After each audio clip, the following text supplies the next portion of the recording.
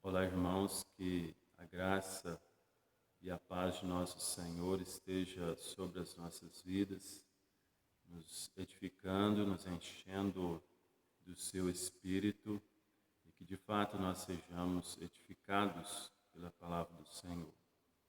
Nós estamos aí dando seguimento a esse tipo de trabalho, fazendo os nossos vídeos, levando a palavra de Deus até você, através desses meios que Deus deu sabedoria aos homens e vieram então a existir. Nós hoje queremos estudar sobre a bendita união com Cristo. E o texto que eu quero compartilhar é da carta de Paulo aos Romanos, no capítulo 5, versículo 15, 22 e 23. Paulo diz: "E daí?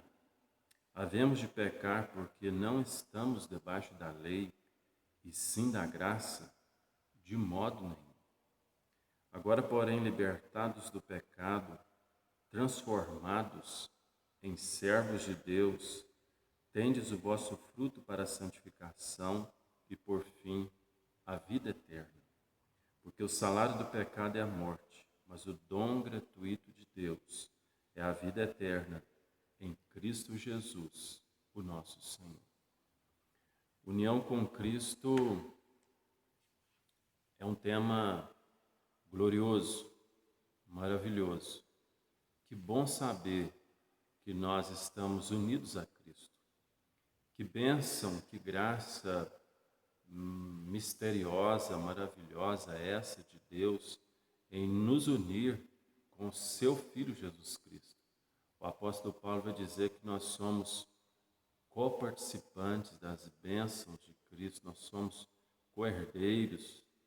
As benesses que Cristo tem do Pai, nós também temos.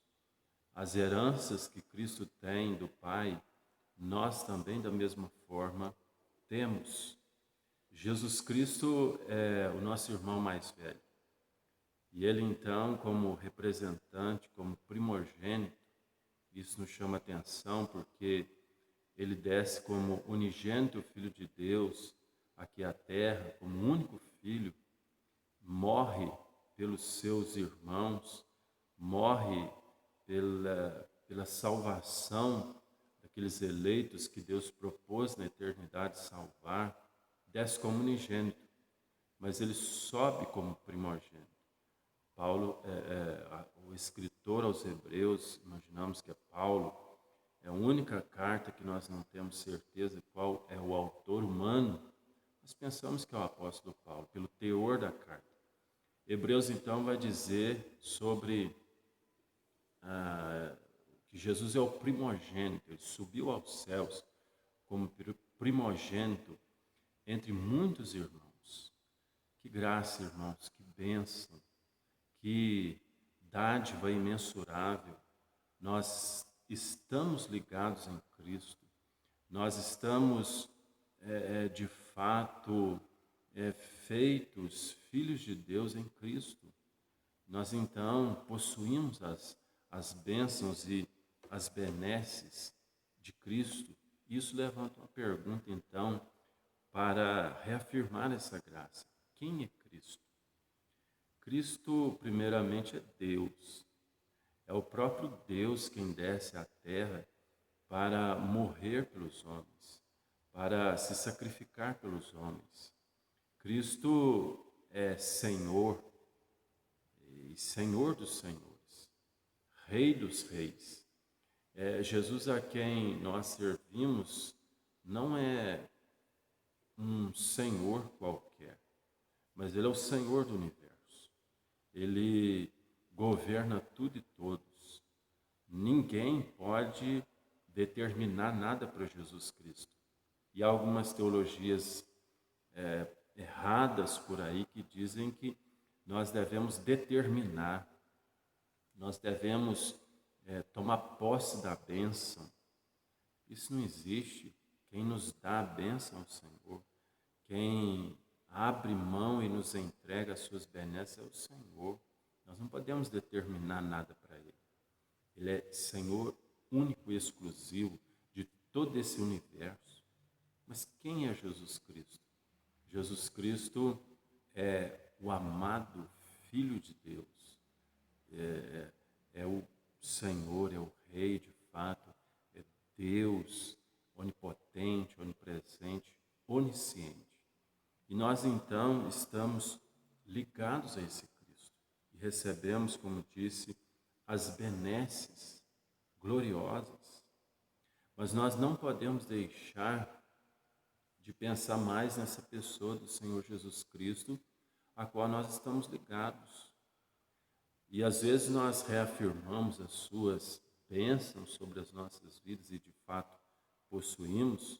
Quantas bênçãos? A unção do Espírito Santo, todo crente salvo em Cristo, ele é ungido pelo Espírito Santo, ele é cheio do Espírito Santo, assim como Jesus foi batizado, né, por João Batista, e ali desceu o Espírito Santo em forma de pomba sobre ele, e ali ele estava ungido, cheio da unção do Espírito Santo. Todos nós que recebemos Cristo, nós estamos cheios do Espírito Santo.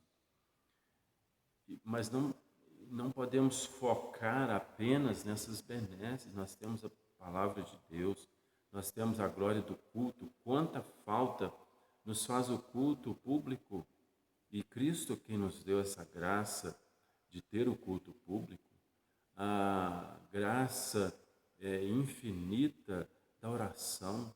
Que importância a oração! E Jesus então, ele vem trazer o sacerdócio universal dos crentes. Não é somente o pastor, o líder, que tem a oração poderosa. Todo crente tem oração poderosa.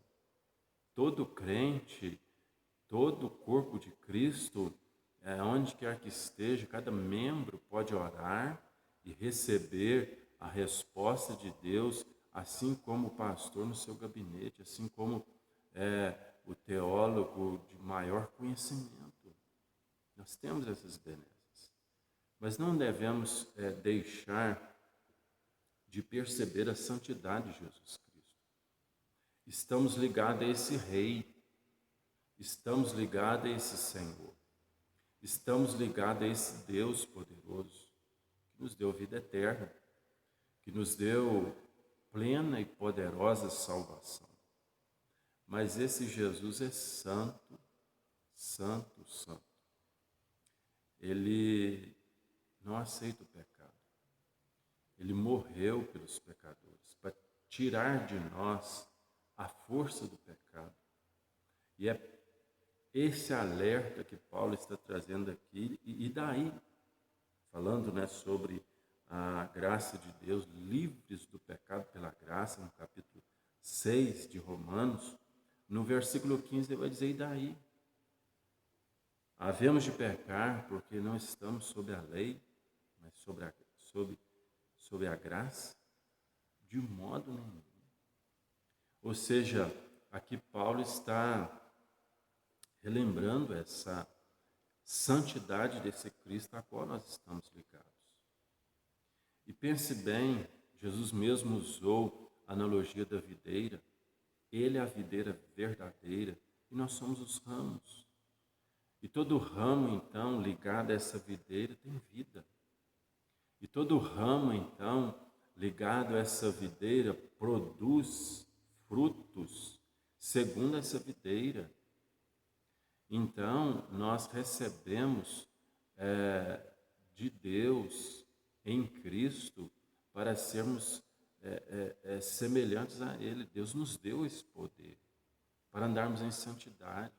E é disso que Paulo está dizendo, no verso 18: uma vez libertados do pecado, fostes feitos servos de Deus. Romanos 6,18. Ou seja, servos da justiça. É o mesmo que servos de Deus, porque Deus é justiça. Então, nós não só devemos focar o que Cristo fez para nós, um indicativo. Sim, devemos focar isso em primeiro lugar. O indicativo do Evangelho. O que Jesus fez por nós. Não há nada a fazer a mais. Não podíamos fazer nada no passado. Só Ele pôde, só Ele pode. Isso é um indicativo do Evangelho. Ele fez e ponto final. Está pronto, completo e cabal. Não há nada a somar à obra de Cristo.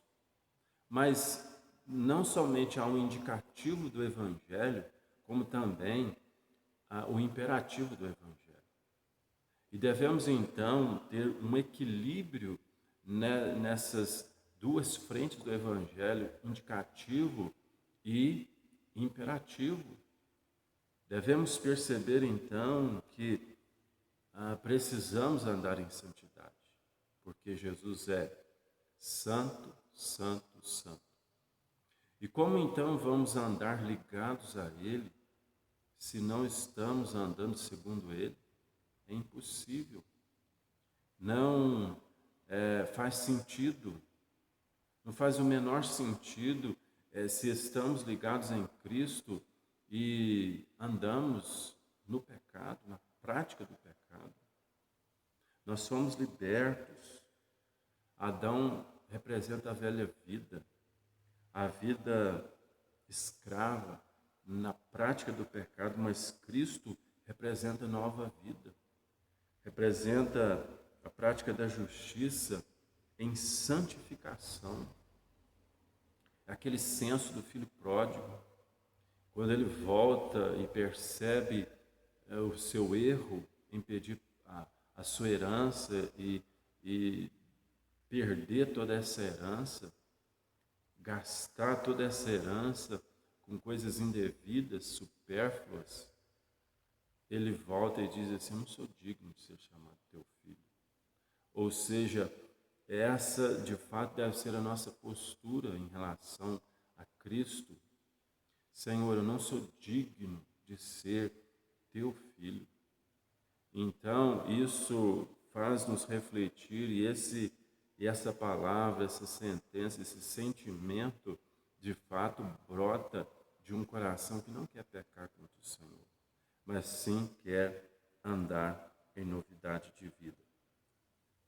Então, dessa união com Cristo vem a primeira lição, e é a seguinte: nós somos servos da justiça. Não somos mais servos do pecado. Se estamos ligados a Ele, então, agora nós vamos seguir o ritmo das passadas dele.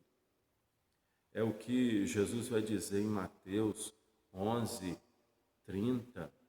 O meu jugo é suave e o meu fardo é leve. Ou seja, o jugo é para que dois animais andem em paralelo.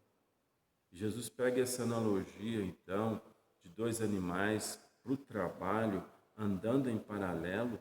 Ele está dizendo: vocês vão andar em paralelo a mim, no mesmo ritmo, na mesma passada, nos mesmos caminhos. E ele mesmo vai dizer: eu sou o caminho. Ou seja, agora nós vamos até Jesus e ele nos chama até Ele, nós vamos até Ele, e então agora nós vamos andar juntos, de mãos dadas, porque temos uma aliança. Temos uma aliança com Ele. Não dá certo nós sermos servos do Senhor Jesus e andar pelo mundo, e andar fazendo coisas que não fazem parte do reino de Deus, coisas repreensíveis. Pelo contrário, nós precisamos ser irrepreensíveis em nossa conduta. Agora nós somos representantes de Deus na terra. E Deus disse a respeito disso no terceiro mandamento: não tomarás o nome do Senhor teu Deus em vão. E muitos pensam que tomar o nome de Deus em vão é não contar piadinhas a respeito do nome de Deus, e está certo, mas não somente isso. Muitos pensam que nós não devemos usar o nome de Deus aleatoriamente, sem pensar. Está certo, mas não somente isso. E muitos pensam, então, que nós não devemos banalizar o nome de Deus, vamos ter todo um respeito para usar o nome de Deus, certo? Mas não somente isso. O que Deus está dizendo ali é: vocês são meus filhos, agora vocês vão me honrar como pai. Ou seja, se vocês derem mau testemunho, como os meus filhos, vocês estão tomando meu nome em vão. O mundo vai zombar de Deus. E é necessariamente isso que acontece quando líderes caem, quando crentes caem, o evangelho é pisoteado, o evangelho é zombado. Deus recebe então afrontas dos ímpios. Então Deus nos alerta quanto a isso. Vocês, e Paulo está trazendo isso aqui no verso 18, vocês são feitos servos da justiça. Não só recebemos o indicativo, o que Cristo fez, mas agora nós vivemos o imperativo do Evangelho. Somos servos da justiça, precisamos então fugir do pecado e andar segundo a graça dele. E muitos talvez acusam a teologia reformada da salvação pela graça, única e exclusiva graça de Deus. Se você é salvo, se você é um eleito, então você pode fazer, você pode aprontar todas as coisas, porque você vai para o céu, muito longe do ensino escriturístico, porque a mesma Bíblia que fala da salvação pela graça, da eleição, da obra única e exclusiva de Deus no coração do homem para salvar, é a mesma Bíblia que nos ensina a santidade. A mesma Bíblia que diz que nós devemos então ter a mente de Cristo.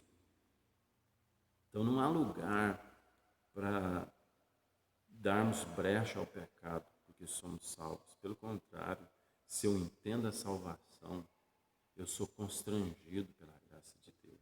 Eu tenho vergonha de Deus pela minha pequenez, pela minha sujeira. E a luz, então, ela mostra a sujeira. Num lugar escuro, você não percebe se os móveis estão sujos, se eles estiverem. Mas se você colocar a luz ali, você vai ver a sujeira. E se limpar todos esses móveis, e se você incendir maior luz, uma luz mais forte, você vai perceber sujeiras ali, ainda que seja limpo.